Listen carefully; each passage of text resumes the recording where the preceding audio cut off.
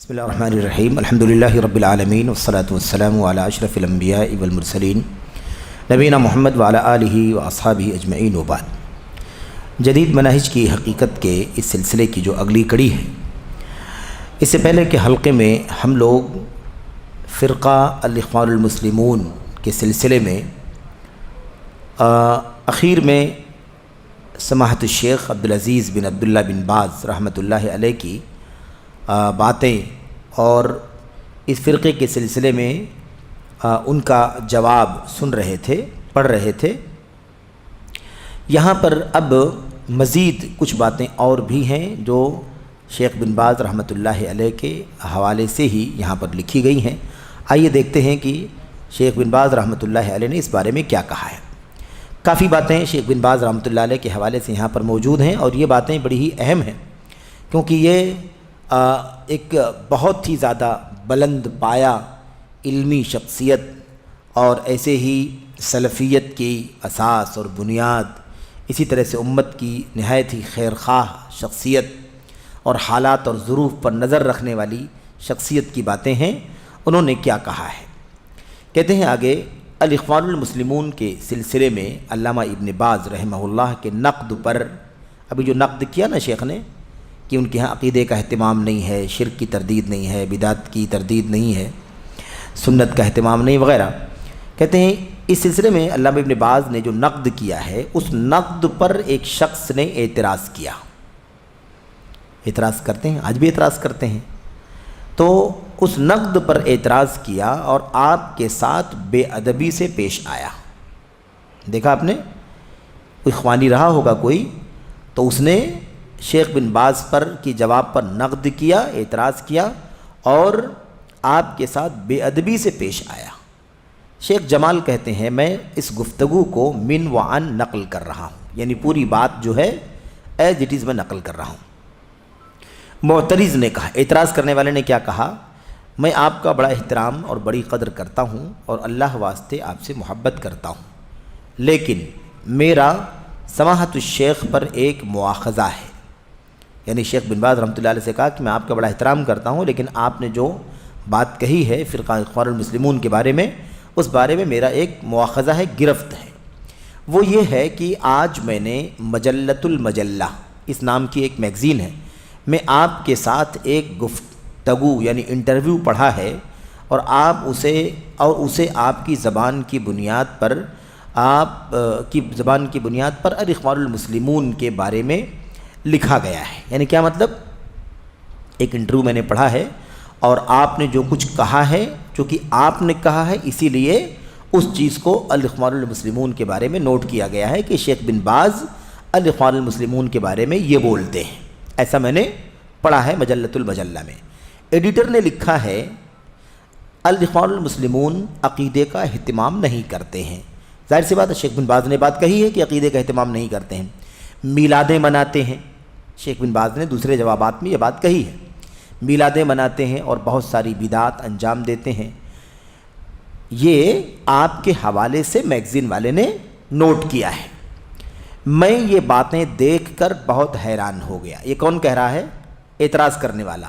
اعتراض کرنے والا کہتا ہے، میں یہ باتیں دیکھ کر بہت حیران ہو گیا، کیونکہ میں نے مصر میں کئی سالوں سے اخوان کے ساتھ معاملہ کیا ہے، کئی سال سے اخوانیوں کے ساتھ میرا اٹھنا بیٹھنا ہے، لیکن ان میں سے کوئی بھی چیز ان کے بارے میں نہیں جانتا،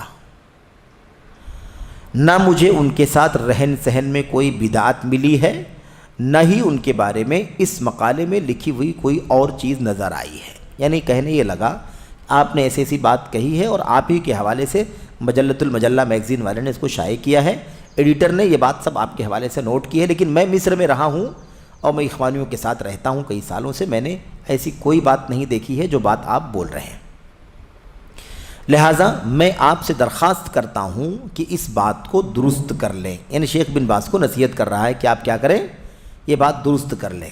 یعنی آپ کہہ رہے ہیں اور میں مصر میں رہ کر کے دیکھا ہوں، ایسا کچھ بھی نہیں ہے، اس لیے آپ اس بات کو درست کر لیں۔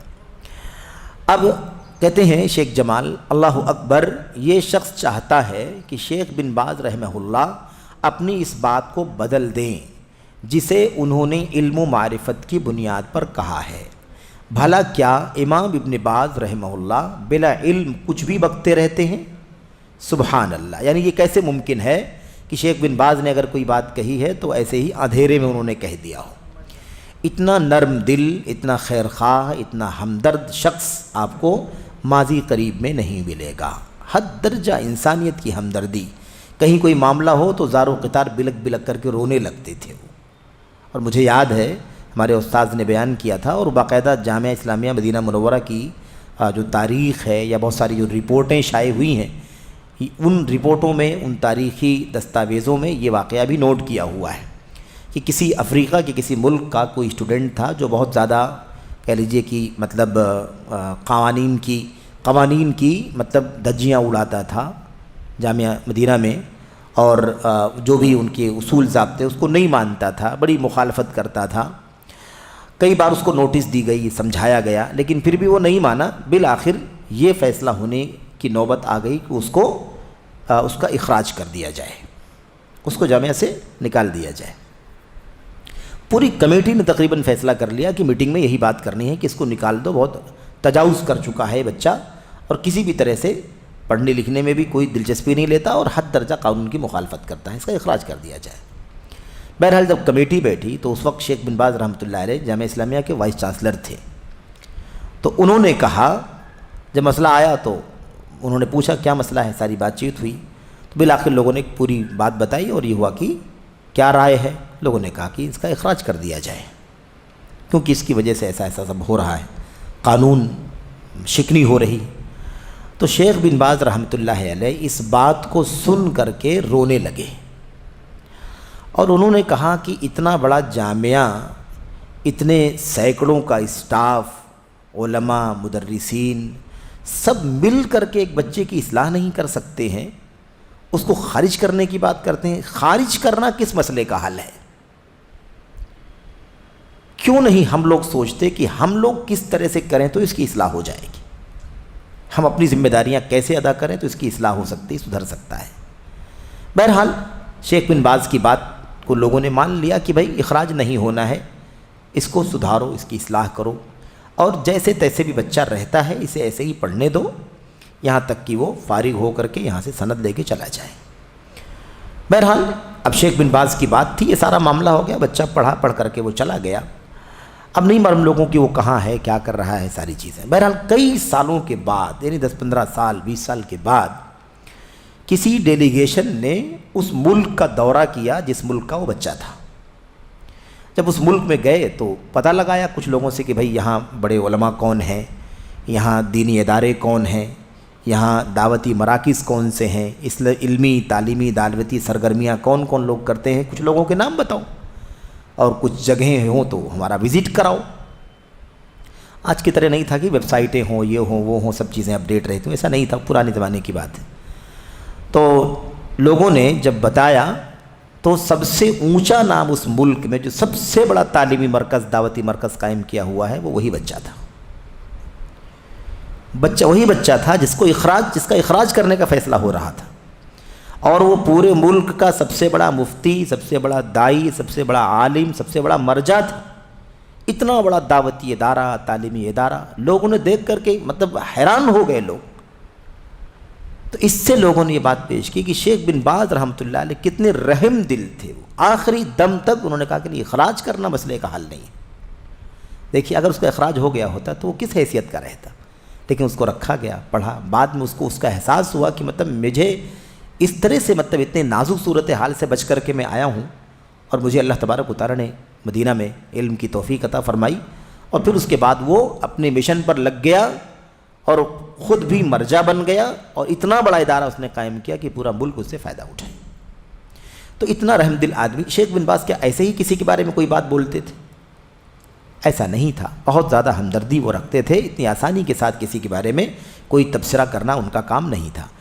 بہرحال اس کے بعد جواب شیخ بن باز رحمۃ اللہ علیہ، امام السنہ شیخ بن باز رحمہ اللہ نے اس کے جواب میں فرمایا۔ کیا جواب دیا اس کا، اعتراض کرنے والے کا؟ یہ دیکھیں۔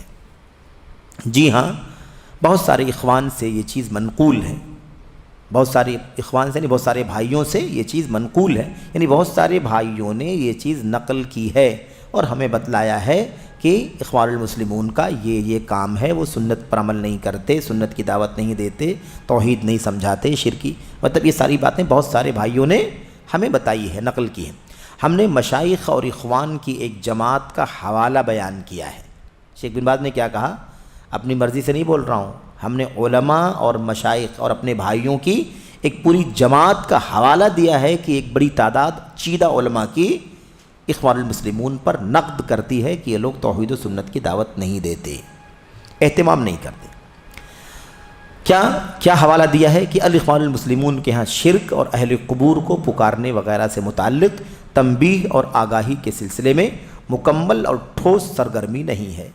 نام لیتے ہوں گے سرسری، توحید سنت اور عقیدہ اور بدعت سرسری بولتے ہوں گے، لیکن بہت زیادہ ٹھوس اہتمام موجود نہیں ہے، سرگرمی نہیں ہے، اور یہ چیزیں بہرحال ان کی کتابوں میں دیکھ سکتے ہیں۔ اب یہاں شیخ نے کتابوں کا حوالہ دے دیا کہ آپ یہ ساری چیزیں ان کی کتابوں میں دیکھ سکتے ہیں، اگر ان کی کتابوں کا مراجعہ کیا جائے، رجوع کیا جائے تو یہ باتیں وہاں پر آپ کو ملیں گی۔ اچھا، یہی پیمانہ ہے، یہی سب کیا ہے؟ پیمانہ ہے۔ آدمی کس بات کا عقیدہ رکھتا ہے، کیا منہج ہے، کیا سوچ ہے، کیا فکر ہے اس کی، ظاہر سی بات ہے کہ اس کی سرگرمیوں سے پتہ چلے گا، اس کے بولنے سے پتہ چلے گا، اس کے اسٹیج سے پتہ چلے گا، اس کی کتابوں سے پتہ چلے گا، اس کی ایکٹیویٹیز جو باہر آتی ہیں نا، انتاج جس کو کہتے ہیں پروڈکٹ، اس سے پتہ چلے گا کہ وہ کیا کرتے ہیں۔ تم نے نہیں دیکھا تو تمہارے نہ دیکھنے سے کہاں لازم آتا ہے کہ ویسے ہی ہے جیسے تم کہہ رہے ہو، تمہیں نہیں دکھایا گیا ہوگا۔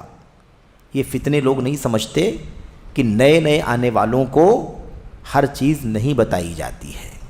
یہ صرف اہل السنت والجماعت ہیں، اہل الحدیث ہیں، جن کے ہاں کوئی ظاہر اور باطن نہیں ہے۔ ہمارے ہاں کوئی چیز راز میں نہیں رہتی، ہمارے یہاں کوئی چیز سر نہیں ہے، جو اندر ہے وہی باہر ہے، جو باہر ہے وہی اندر ہے۔ وہ سریت ہے، رازداری ہے، اندر خفیہ تنظیمیں ہیں، اس کا یہ کام رہے گا، اس کا یہ کام رہے گا، فلاں کا یہ کام رہے گا، فلاں کا یہ کام رہے گا، ابھی نئے لوگوں کو یہ نہ بتاؤ، فلاں لوگوں کو یہ نہ بتاؤ، دیکھو ان کا مزاج کیا ہے، کیسا۔ یہ ساری چیزیں جو ہے نا، یہ سب اہل باطل کا اور اہل بدعت کا طریقہ ہے۔ یہ اہل الحدیث کے یہاں، سلفیوں کے یہاں، اہل السنت والجماعت جو صحیح معنوں میں ہیں، ان کے ہاں کوئی بھی سریت اور رازداری نہیں ہے۔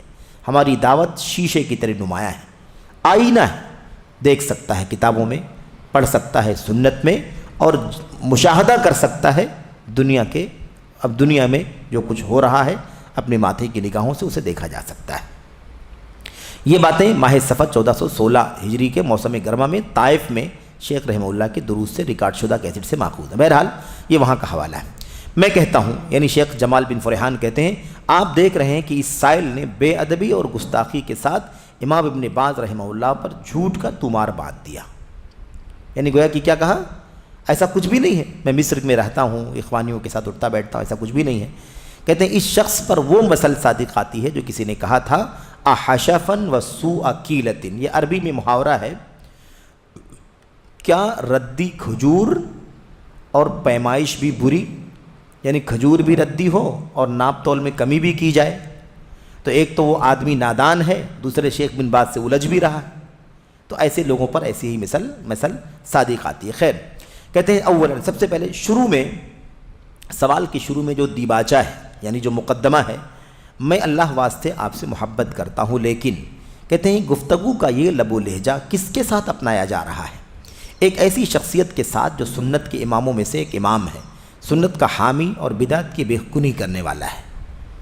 کتنی چھوٹی بات ہے کہ کوئی آئے، میں آپ سے اللہ واسطے محبت کرتا ہوں، یعنی گویا کہ آپ اس مقام کے نہیں ہیں، لیکن میں آپ کی قدر کرتا ہوں۔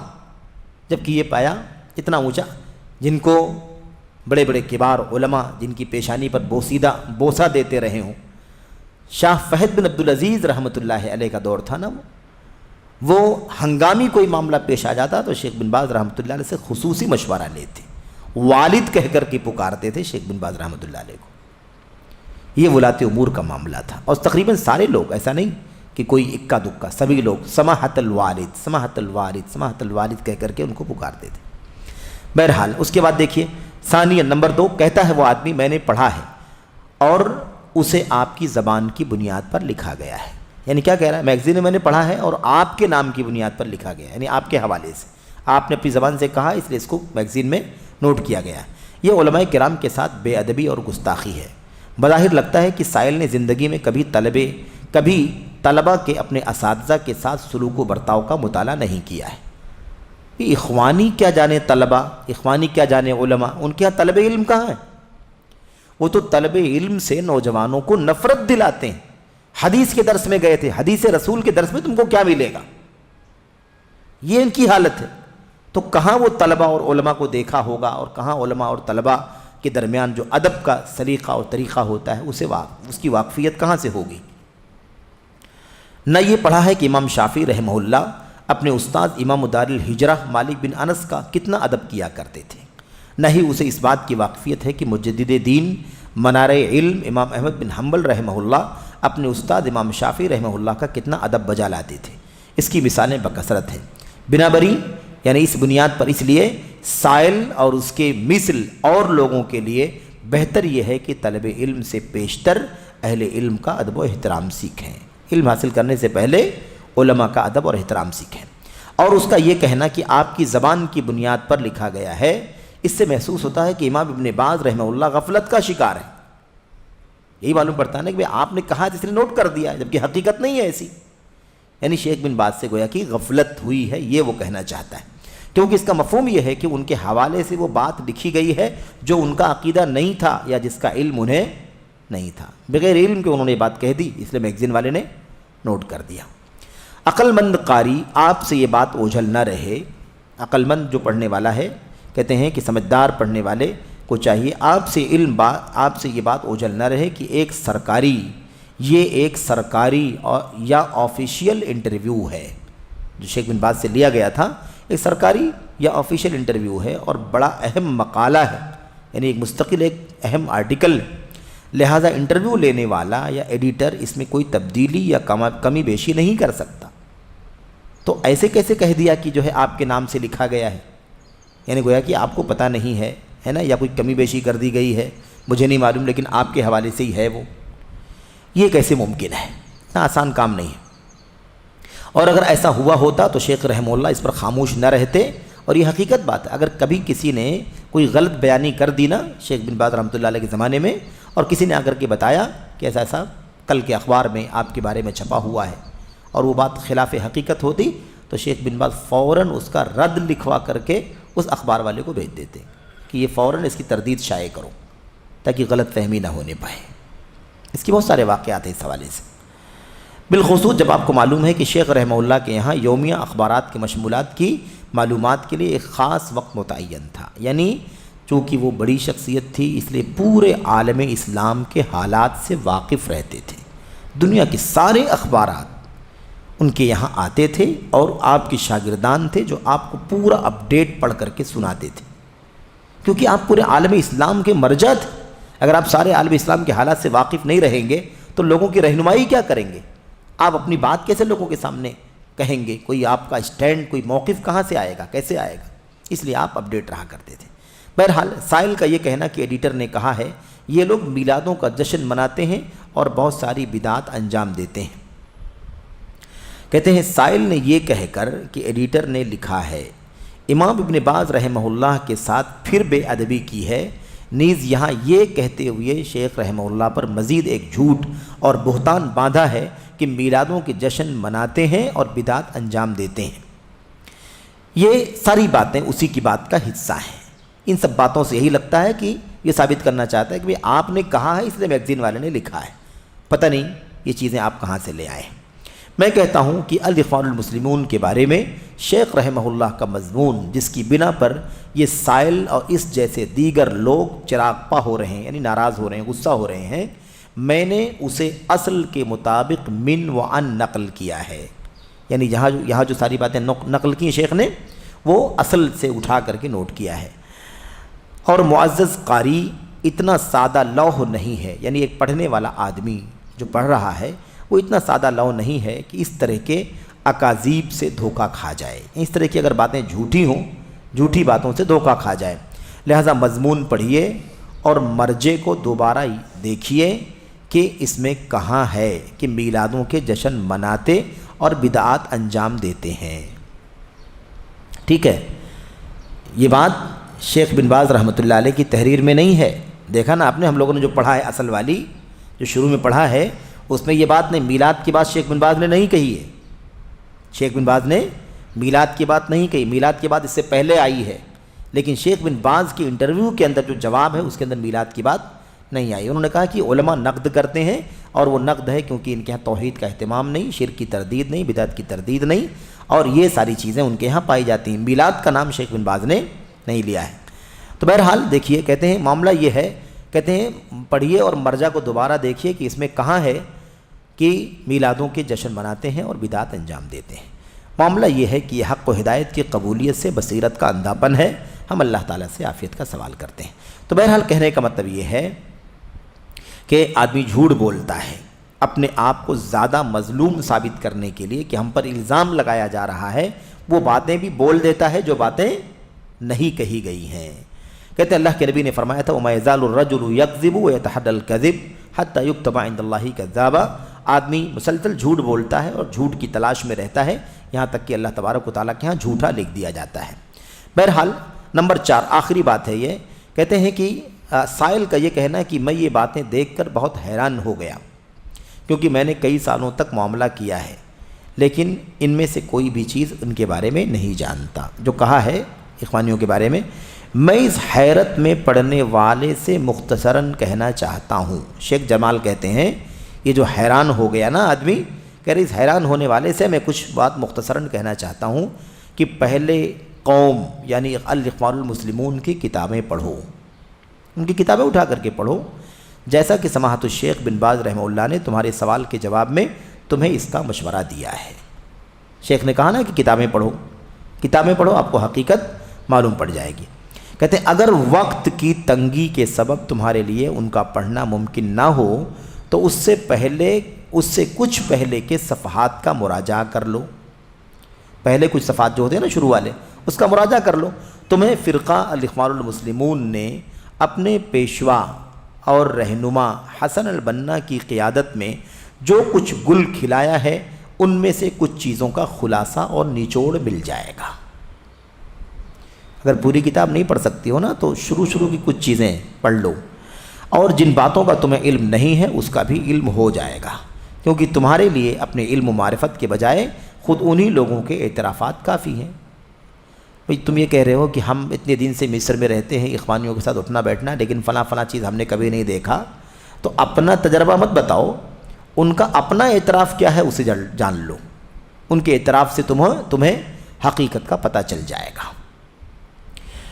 نیز اگر تمہیں ان قواعد کا علم ہوتا، کون سے قواعد؟ یہ آگے والے، من حافظ حجت علی من لم یحفظ، ایک قاعدہ ہے، جس نے یاد کیا وہ حجت ہے اس پر جس نے یاد نہیں کیا۔ یعنی اگر مجھے نہیں معلوم ہے آپ کو معلوم ہے، مجھے نہیں یاد ہے آپ کو یاد ہے، تو جس کو یاد ہے وہ حجت ہے اس پر جسے نہیں یاد ہے۔ میں بولوں مجھے نہیں معلوم تو میں تھوڑی حجت ہوں کہ نہیں معلوم۔ جس کو معلوم ہے، جس کو یاد ہے، وہ حجت ہے میرے خلاف، کیونکہ وہ پوزیٹیو ہے، مثبت ایک چیز ہے، اور میں کہہ رہا ہوں کہ مجھے نہیں معلوم ہے، تو مجھے نہیں معلوم ہے تو میری نا علمی یہ حجت نہیں ہے۔ جس کو علم ہے، جس کو یاد ہے، وہ حجت ہے میرے اوپر، کیونکہ مجھے نہیں معلوم ہے۔ تو کہتے ہیں اگر تم کو یہ قاعدہ معلوم ہوتا تو تم اس طرح کی بات نہیں کرتے۔ ایسے دوسرا قاعدہ کیا ہے؟ الجرح مقدم علی التعدیل، جرح تعدیل پر مقدم ہے، یعنی کسی پر کوئی نقد کرنا، جرح کر، یہ کمی ہے، یہ برائی ہے، یہ فلاں، اور کوئی کہتا ہے کہ فلاں آدمی بڑا اچھا ہے، نیک ہے، صالح، تو ایک طرف تعریف بھی ہے اور ایک طرف جرح بھی، ادھر جرح اور ادھر تعدیل، تو دونوں میں سے کس کو لیں؟ جرح کو لے لیں، تعدیل چھوڑ دیں، تعدیل لے لیں، جرح کو چھوڑ دیں، کیا کریں؟ تو اصول کیا ہے؟ جرح مقدم ہے تعدیل کے اوپر۔ وہ جرح کا اعتبار کیا جائے گا کہ یہ مجروح ہے، کیوں معلوم آپ کو؟ تعدیل چھپی ہوئی ہے اور جرح دکھائی دے رہی ہے۔ تعدیل تو آدمی اپنے حساب سے کر رہا ہے کہ فلاں بڑا اچھا ہے، لیکن اس کو اچھا بولنے کا فائدہ کیسے ہو سکتا ہے جب اس کی برائی دکھائی دے رہی ہے؟ جب وہ مجروح ہے اور اس کا جرح دکھائی دے رہا ہے، اس لیے جرح کیا ہوگا؟ مقدم ہوگا تعدیل پر۔ اسی طرح تیسرا قاعدہ ہے زیادت الثقۃ مقبولہ، اعتماد والا آدمی اگر کوئی ایکسٹرا بات بتائے تو مقبول ہوگا۔ ایک آدمی جو ثقہ ہے، قابل اعتبار ہے نا، اگر وہ کوئی چیز اضافی بتائے، 10 لوگ ایک بات کہہ رہے ہیں، 11واں آدمی وہ بھی ثقہ ہے، قابل اعتبار ہے، وہ ایک بات اور ایکسٹرا بول رہا ہے جو 10 لوگ نہیں بول رہے ہیں، تو کیا اس 11ویں آدمی کی بات کو ٹھکرا دیا جائے گا؟ نہیں ٹھکرایا جائے گا۔ کیوں؟ اس لیے کہ گرچہ وہ اضافی بات بول رہا ہے لیکن بولنے والا ثقہ، قابل اعتبار ہے، اس لیے اس کی زیادتی کو، اس کے اضافی معلومات کو ہم قبول کریں گے۔ تو اگر تم کو نہیں معلوم ہے اور علماء نے کہا ہے کہ اخوانیوں کے ہاں برائی ہے، یہ کمی ہے، فلاں ہے، تو یہ علماء ثقہ ہیں اور ان کی باتوں کا اعتبار ہے۔ اس لیے تم یہ نہ کہو کہ میں اتنے دن سے رہا، میں نے کبھی اس طرح کی برائیاں ان کے ہاں نہیں دیکھا۔ اور اگر ان تمام باتوں کے ساتھ اس بات کا بھی اضافہ کر لیا جائے کہ ان باتوں کا بولنے والا جرح و تعدیل میں اپنے وقت کا امام دورہ ہے کہ نہیں؟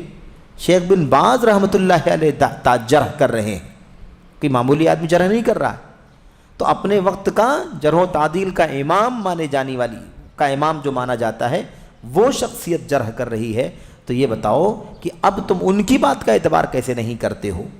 انہوں نے یوں ہی نہیں کہہ دیا ہے، بلکہ وہ جرح تعدیل کے امام ہیں، وہ جانتے ہیں کہ جرح کے قابل ہے، اس لیے وہ جرح کر رہے ہیں۔ اچھا، جن کی شان یہ ہے کہ تحقیق و جستجو کے بغیر کسی پر جرح یا نقد نہیں کرتے، اگر تم یہ بات جانتے اور تمہارے دل میں اچھی طرح پیوست ہوئی ہوتی تو جو حرکت تم نے کی ہے وہ کبھی نہ کرتے۔ یہ شیخ جمال نے یہ بات سمجھائی۔ نمبر 5، سائل کا یہ کہنا، لہٰذا میں آپ سے درخواست کرتا ہوں کہ اس بات کو درست کر لیں۔ یہ بھی کہا تھا نا اس نے، اپنی بات کو درست کر لیں، وہ جو نوجوان تھا۔ سبحان اللہ، انا للہ و انا الیہ راجعون، یہ تعجب کی بنیاد پر شیخ کہہ رہے ہیں یعنی شان و شوکت کے پہاڑ کے سامنے یہ کس قدر جرأت اور تعلی ہے۔ امام ابن باز کو کوئی کھڑے ہو کر کے کہے آپ صحیح کر لیجئے، آپ کی معلومات صحیح نہیں، کتنی حیرانی کی بات ہے کہ وہ اتنا زیادہ محتاط تھے کہ جب تک پورے طور پر معتبر ذرائع سے ایک چیز ایک دم حتمی طور پر ثابت نہ ہو جائے تب تک اپنی زبان کھولنے کے قائل نہیں تھے۔ اور ان کو ایک نوجوان کھڑا ہو کر کے اخوان، اس نے کہا نا کہ ان کے یہاں اہل علم کی تکریم نہیں ہے، یہی لوگ ہیں جو ان کو حیض و نفاس کے علماء کہتے ہیں۔ یہ جو باتیں کر رہا ہے اتنی ساری جس کے بارے میں یہاں واقعہ نقل کیا ہے، یہی لوگ ہیں جو شیخ بن باز کو، علامہ ابن عثیمین کو، شیخ صالح فوزان کو، اور اس زمانے میں تو اور بڑی تعداد تھی علماء کی، ہے نا، جو اب بعد میں عمر رسیدہ ہو گئے، وفات ہو گئی، ان سارے علماء کو کیا کہتے ہیں؟ یہ جیسے کہتے ہیں یہ استنجا پاخانہ کے علماء ہیں، حیض و نفاس کے علماء ہیں، یہ تو طہارت کا طریقہ جانتے ہیں، صرف یہ لوگ ہمیشہ بیٹھ کر کے مسجدوں کے اندر درس دیتے ہیں، تو یہی بتلاتے ہیں کہ کیسے وضو کیا جائے، کیسے غسل کیا جائے، کیسے تیمم کیا جائے، کیسے پٹی پر مسح کیا جائے، کیسے یہی سب جانتے ہیں، ان کو اور کچھ پتہ نہیں، تو ایسے حقیر سمجھتے ہیں۔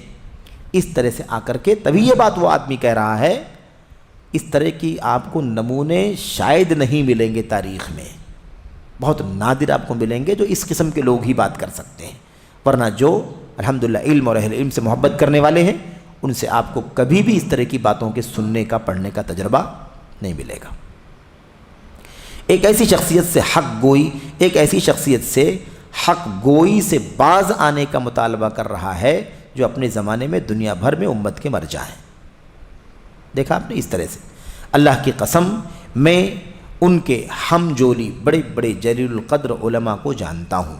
یہ شیخ جمال کہہ رہے ہیں کہ میں شیخ بن باز رحمۃ اللہ علیہ کے ہم جولی یعنی ان کے ہم عمر، ان کے ساتھ میں اٹھنے بیٹھنے والے، ہے نا، بڑے بڑے جلیل القدر علماء کرام کو جانتا ہوں جو اللہ کے گھروں میں سے کسی گھر یا کسی مجلس میں ان کی موجودگی میں اپنی بات پیش کرنے کے لیے کھڑے ہونے سے شرماتے تھے۔ یہ حالت تھی، تا آ کی آپ سے اجازت لے لیں، تک آپ سے اجازت نہیں لیتے تھے بولنے کی ہمت نہیں کرتے تھے، یا اجازت لے لیں یا انہیں پہلے ہی اجازت دے دی جائے کہ آپ بولیے تبھی بولتے تھے، ورنہ کوئی آدمی بولنے کی ہمت نہیں کرتا تھا۔ جبکہ ان میں وہ علماء کرام بھی تھے جو کبار علماء بورڈ کے ممبر تھے، ایسے علماء بھی آپ کے سامنے زبان کھولنے کی ہمت نہیں کرتے تھے۔ جائے کہ وہ ان سے اس قسم کے مطالبے کی جرات کر سکیں کہ آپ صحیح کر لیجئے اپنی معلومات، آپ کی معلومات صحیح نہیں۔ خیر، یہ تو اتنی بڑی شخصیت ہے اس دور میں کہ ان کی سیرت کو پڑھیں تو ایسے بھی 2-4 مہینے کا وقت لگ جائے گا، کیونکہ غضب کی زندگی اللہ تبارک و تعالیٰ نے جینے کی توفیق عطا فرمائی تھی۔ بہرحال کیا کرنا ہے، اسے ختم کرنا ہے، کیونکہ بات تو ابھی بھی لمبی ہے کافی، ہے نا؟ ختم کرنا ہے، اسے پڑھ لیا جائے۔ زیادہ کچھ ہے نہیں، میں سمجھتا ہوں کہ پڑھنا ہی ہے، تو پڑھ لیتے تو اچھا ہے۔ اس کے بعد کہتے ہیں کہ سادسہ نمبر 6، امام ابن باز رحمہ اللہ نے اس کا منہ توڑ جواب دیا، بئی طور کی جو بات آپ نے اپنے مضمون میں کہی تھی اسے بھی دہرائی، اور اس پر مستزاد یہ بھی کہا کہ یہ سائل اور اس جیسے دیگر لوگ اخوانیوں کی کتابوں کا مراجعہ کر لیں۔ یہ سائل اور اس جیسے لوگ اخوانیوں کی کتابوں کا مراجعہ کر لیں۔ ہاں اتنا ہی ہے، اس کے آگے اگلا سوال ہے۔ ہاں بالکل ٹھیک ہے۔ تو شیخ نے کیا کہا کہ آپ یعنی وہ سوال کرنے والا، اعتراض کرنے والا بھی، اور ایسے ہی اور لوگ بھی جو بھی اخوانی ہیں، ان سب کو یہ نصیحت ہے کہ وہ اخوانیوں کی کتابوں کا مراجعہ کر لیں، براہ راست پڑھ لیں ان کی کتابوں کو، انہیں حقیقت کا پتہ چل جائے گا۔ جو باتیں ہم نے کہی ہیں وہ ساری باتیں ان کتابوں کے اندر انہیں مل جائیں گی۔ تو بہرحال اس طرح سے یہ شیخ بن باز رحمۃ اللہ علیہ سے جو گفتگو اس اخوانی کے اعتراض کے پس منظر میں تھی، اسے بھی شیخ جمال نے یہاں پر نوٹ کر دیا ہے۔ اس میں ایک پیغام ہے بہت بڑا، وہ پیغام بلکہ 2 پیغام ہیں۔ ایک پیغام تو یہ ہے کہ دیکھیے کس طرح سے اخوانیوں کے یہاں یہ جرأت اور جسارت پائی جاتی ہے کہ وہ علماء کے خلاف اتنی ہمت سے باتیں کرتے ہیں، اور یہ بھول جاتے ہیں کہ وہ بات کس سے کر رہے ہیں، کس انداز سے بات کرنا چاہیے، کس لب و لہجے میں بات کرنا چاہیے، ہے کہ نہیں؟ دوسری جو بات بڑی اہم ہے وہ یہ ہے کہ علماء کے سلسلے میں ان کا جو موقف عام طور پر ہے، یعنی علماء سے اس وقت تک وہ خوش نہیں ہوتے جب تک وہ علماء دنیا کے حالات، اس ملک کی سیاست، اس ملک کی سیاست، یہاں کا حاکم یہ کرتا ہے، وہاں کا حاکم یہ کرتا ہے، وہاں کبیرہ گناہ ہو رہا ہے، وہاں صغیرہ گناہ ہو رہا ہے، وہاں ایسا ہو رہا ہے، وہاں ویسا ہو رہا ہے، انہوں نے ایسا فیصلہ کر دیا، اس کے خلاف جو فیصلہ کیا وہ غلط فیصلہ کیا، وہ ظلم کیا، اس طرح کی باتیں جو علماء نہیں کرتے ہیں، ایسے لوگوں کو وہ علماء سمجھتے ہی نہیں ہیں، ان کے ہاں ان علماء کی کوئی بھی قیمت نہیں ہے۔ یہ پیغام ہمیں معلوم پڑا۔ تو بہرحال یہ چند باتیں تھیں جو الاخوان المسلمون کے سلسلے میں شیخ نے ذکر کی ہیں۔ آپ یاد کریں کہ سوال کے جواب میں سوال میں بھی اور جواب میں بھی 2 فرقوں کا نام تھا بطور اشارہ، ایک اخوانیوں کا اور الاخوان المسلمون کا، اور دوسرا جماعت تبلیغ کا۔ لیکن جماعت تبلیغ کے سلسلے میں یہاں پر شیخ نے کوئی نوٹ نہیں لگایا ہے۔ اس کی وجہ یہ ہے کہ اس سے پہلے بہت تفصیل سے جماعت تبلیغ کے عقیدوں کے بارے میں گفتگو ہو چکی ہے، تو یہاں پر اسے یا اس مسئلے پر کوئی بات کہنا یہاں کی ضرورت نہیں تھی، اس لیے شیخ نے اس پر کوئی گفتگو نہیں کی ہے۔ بہرحال یہ سبق جو تھا ہمارے سامنے، سوال نمبر 40 اور اس کا جواب الحمدللہ یہاں مکمل ہوا، اور اللہ کی ذات سے امید ہے کہ ہم نے ان باتوں سے ضرور فائدہ اٹھایا ہوگا۔ اللہ سے دعا ہے کہ اللہ تبارک و تعالی ہمیں اور آپ کو ان جدید فتنوں سے کو سمجھنے سے، ان کے مسائل کو، ان کی حقیقتوں کو سمجھنے اور اسے واقف ہونے کی توفیق عطا فرمائے، اور اللہ تبارک و تعالی سبوں کو ان فتنوں سے بچنے کی توفیق بخشے۔ آمین رب العالمین، وصلی اللہ وسلم وبارک علی نبینا محمد وعلی آلہ وصحبہ اجمعین۔ السلام علیکم ورحمۃ اللہ وبرکاتہ۔